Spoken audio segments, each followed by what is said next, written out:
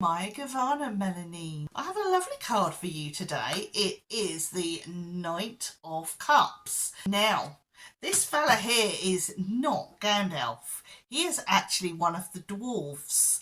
And he is Balin, and to be honest, he's one of my favourite dwarves. So, of course, we're going to have to do a little bit of lore, and those of you watching this on YouTube might want to look up the full video because I'll only be able to put a minute of this onto shorts. Balin was born in Erebor, which is also known as the Lonely Mountain, and he was one of the dwarves who was exiled when Smaug came along and attacked the mountain and the dwarven stronghold there.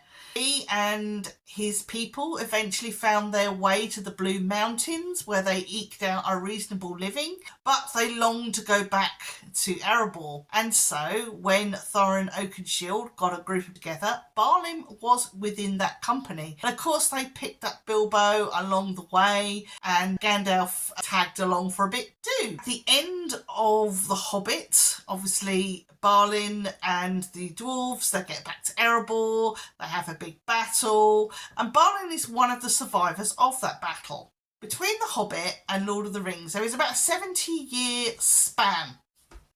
And during that time, Balin decides that he wants to take a group of dwarves and retake Moria, which is also known as Khazad-dûm.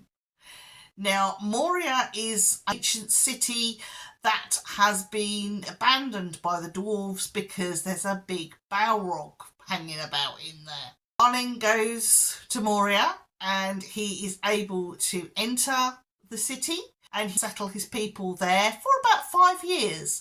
And then nothing is heard from them. And no one knows what has happened to them until the Fellowship enter Moria during their quest for the ring, when they unfortunately discover not only has Balin died, he's got a tomb there and everything, but all that went back to Erebor with him have died as well.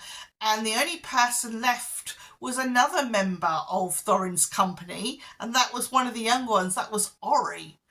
And he was able to keep a record of what happened, and that was how the Fellowship of the Ring discovered what had happened to poor old Balin. He always seemed more reasonable, he was always supportive of Bilbo and understanding, and I feel that his calming influence, his more diplomatic nature is appealing to us today through this reading. Situations where we have to negotiate with people and it's going to be a little bit difficult, perhaps a little bit official. We need to follow Balin's example. We need to be calm, collective, reasonable, make sure our arguments are reasoned. We need to be very diplomatic in our behaviour today. I hope Balin's energy can keep everything simmered down and that he will be a great guide for you today. Take care, and Avaya Melanie.